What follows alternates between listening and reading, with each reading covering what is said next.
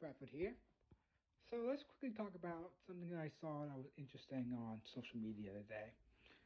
Um, and first of all, let's give a little background about it. So what I'm talking about is something related to NFTs, which are referred to as non-fungible tokens, which is basically a use of the blockchain to generate a URL um, to a file.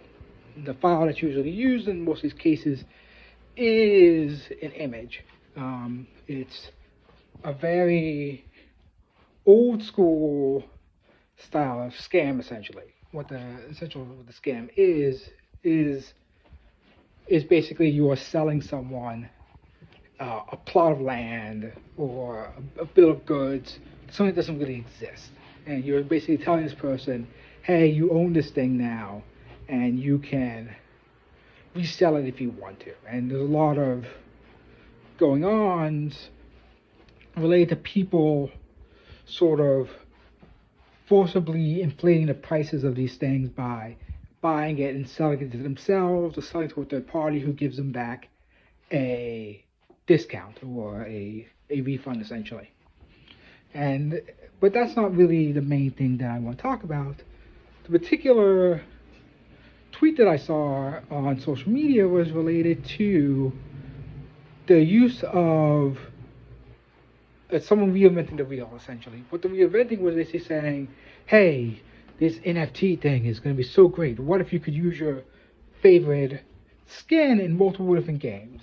And and it's interesting that someone went this way.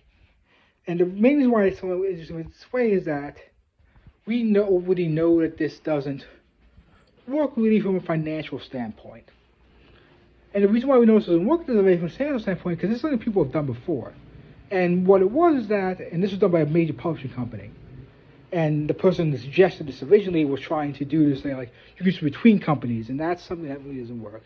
And the thing that has been done for a company before is this. It's Nintendo's Amiibo. What Nintendo's Amiibo was, the promise of it was that this was something you could buy once and you can scan it into a bunch of different Nintendo games to get something out of that game. So basically, skins, where you can basically get skins on multiple different games. And this sort of failed for a few different reasons. One of it sort of failed not just in terms of people not really buying a lot of amiibos because of them saturating the market and the Toys for Life market really going away. But the other reason why it failed is because of the fact that even within a publisher like Nintendo, they could not get all of the different companies who manufacture their games to incorporate Amiibo support. And you might ask, like, why is this? Like, how could a publisher not force every single one of the companies who are publishing games for them to support this thing? And the reason for that is because it costs time and resources to generate support. Now, a lot of people think that a simple game skin is something trivial, but that is time and resources that be taken away from a developer because at the end of the day, there's only so many hours in a day, and developers only make a million things. That's developing 20 skins, 30 different skins for every single one of your game. That's time you can be using to develop a new character design, a new design for a character, a new design for an enemy, a new design for a monster. And because you're sort of taking away this time, this just was not a valuable option for all the various companies under Nintendo's control. So let's bring this back to the NFT example the person was saying. It usually across multiple games. If you think about it on a small scale, that something like Nintendo couldn't really help justify this. They couldn't justify to their developing partners to incorporate something like this. How could larger companies do this across multiple different games in multiple different areas to justify this type of support? Because at the end of the day, if NFTs you would buy once and you would presumably have forever, where's the actual income come from? Like, how do you ask a company to say, hey, spend $5,000 to help support this NFT that we sold 3 years ago, and you don't get any money back from this.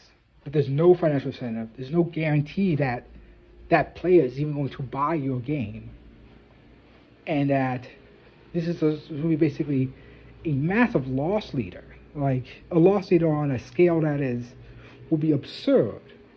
Like the average cost for a game NFT that to support something like this, you have to sell it for tens of thousands of dollars, and that's just.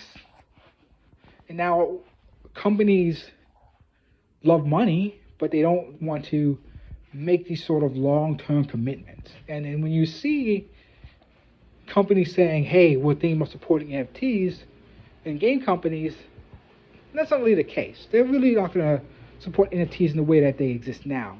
It's basically going to be a separate sort of DLC model in which either something is similar to Amiibo, where basically they want to say it goes across multiple games, and it's really support's going to slowly wane and drop off eventually, or it's going to just be in a very expensive transaction that you can resell, the way that a lot of older sort of marketplace worked in games, where basically you could buy something and then resell it to another player, and then you can have the whole thing. We have the external markets, external sort of black market sales that are going to resell the item from a person and basically ask you to transfer it to them, something of that nature.